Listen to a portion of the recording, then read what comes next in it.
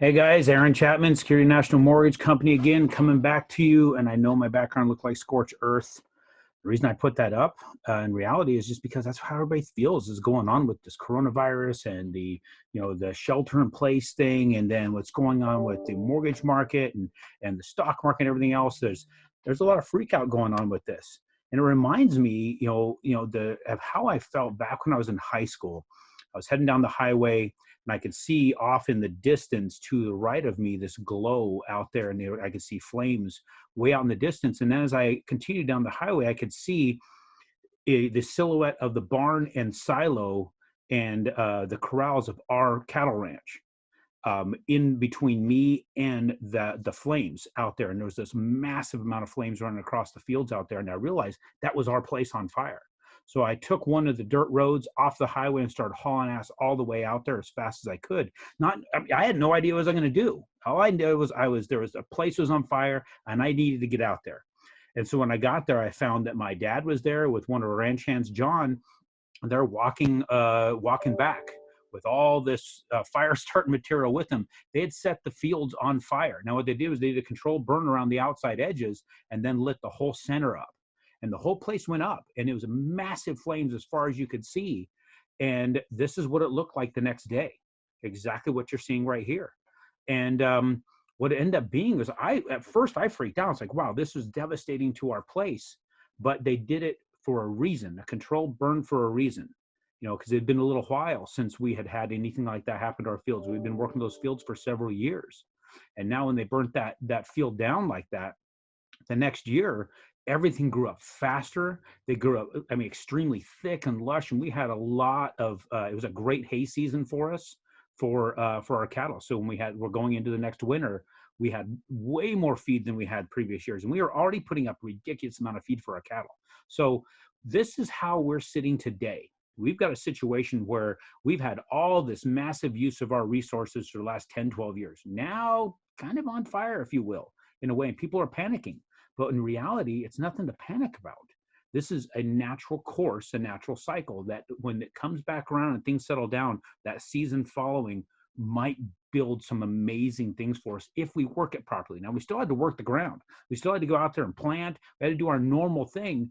So you can't just lay back and expect it to do something on its own. You still have to get involved. We had to get involved.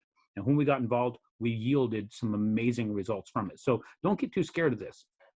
So a couple things I want to touch on more so. We talked a little bit about the market and what things look like for interest rates and how, you're looking at the mortgage-backed securities on the Mortgage News Daily. Things look like they're really getting better, but we're not seeing that in the rates right now. I have seen as much as charging 3 and 4 points for any interest rate across there for real estate investors. So it looked really ugly.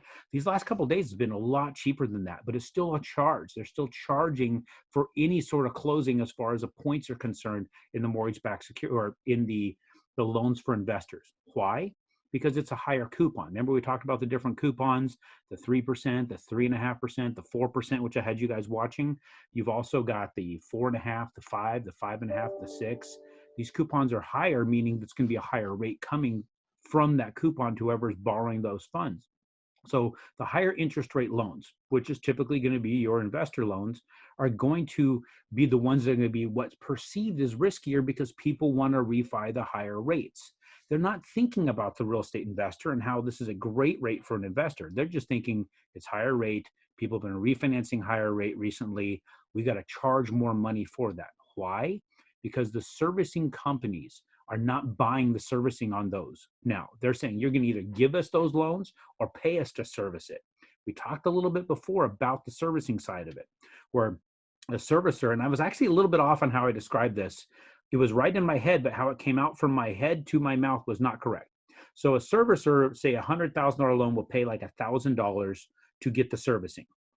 And then they're going to collect the payments, and they're going to take a piece of each of the interest on that and then pass it on to the actual owner of the loan, which is the aggregator onto the bond pools and onto the pension funds and wherever else. They may collect on that $100,000 loan maybe $300 a year. They have overhead, they have staff, they have taxes, they have technology, they've got real estate, office buildings, stuff they got to pay for, right?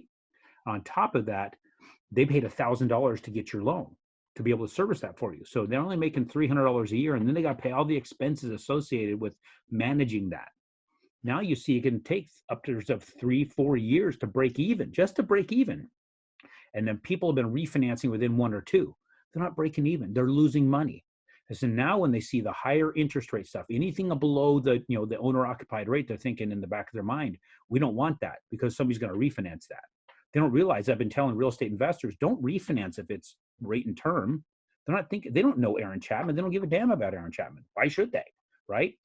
But they're thinking, man, these higher rates, we need to charge. So they are now charging 1 to 1.5% for everything. It was upwards of 3 a few days ago, because they need to get paid up front to deal with the fact that you may refi out of them soon. So they're scared too, right? So they're having to protect themselves. So this can be something that, we just have to deal with for right now. We're going to do the best we can to help you guys out and explain it, but just know it's costing to get these done. Does it still work out for you? Yes, because you get to write that off on your taxes. That's prepaid interest. You're really, when it's all said and done, you're still well ahead of the game. So that's why you're going to see some points here. But if you're doing 25% down, like we talked before, some of those points are mitigated. So be sure you ask about that. So what are you doing with your business now? You're seeing what's happened. How is it impacting your rental business? Are you getting scared? Or are you looking for ways to enhance it? Look at ways to improve it. Are you implementing things to weather these storms in the future? Taking the cash flows and stockpiling it for reserves? This is truly a blessing to you. Think about the social ramifications of what we're dealing with right now with this coronavirus and shelter in place. I'm hearing people talking about how they hate sitting in their apartment. They hate the fact that they have collective, like gyms and things like that, and all these facilities around their apartment building that they go to use it. There's more people there, right? They can't really segregate unless they go in their little, 600 square foot place or 500 square foot place and close the door. They're not loving it.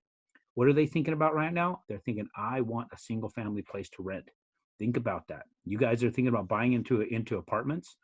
It's a good investment, but think about the psychology of the renter right now. They're sitting in a spot and they're not liking that little tiny box. They really want a place with a yard. They want a place where they can have their kids running around. They're probably going insane trying to work from home in their apartment with their kids. So think about that. Consider that as you're making your investment decisions right now, the ramifications for the next few years. Whoever is being stuck in their apartment right now is going to want a house. And the second things light up, they're going to go hunting for one. So if you're thinking about, do I close or do I not close on these investment properties, these single family residences, think about that. This could be a big deal for you. I had an investor I was talking with earlier. Actually, it was yesterday, Pauline. She was just saying, I'm embracing all this. She goes, I'm putting my big girl panties on. I'm going to work with my tenants. She goes, this is a huge opportunity to build a relationship with my tenants. So Pauline's listening. She's getting it. Go out there and get to know your tenants. Make sure they know that you're there for them. Make sure you really get to know your property managers, all the people that are doing service for you. We need to be successful so that way they can be successful. And we need to ensure their success because their success bleeds over to ourselves. I'd heard a saying recently, 2 different things that stood out. One reason to help the poor is to not become one of them. So don't sit back and allow these things to take from you. You go on the offensive and you go and you take opportunity and do your best to help others become successful. You become successful yourself. My papa always also said he never got a job from a poor man. So we are obligated to do better and think better and bring positivity to the marketplace. And that's what I'm trying to do here. Always reach out to me, aaron.chapman.com. You can take a look at my at the website. There's podcasts there in the media section, and I'm gonna do everything I can there to continue to bring data to you guys to help you understand what's going on in the market. Thank you.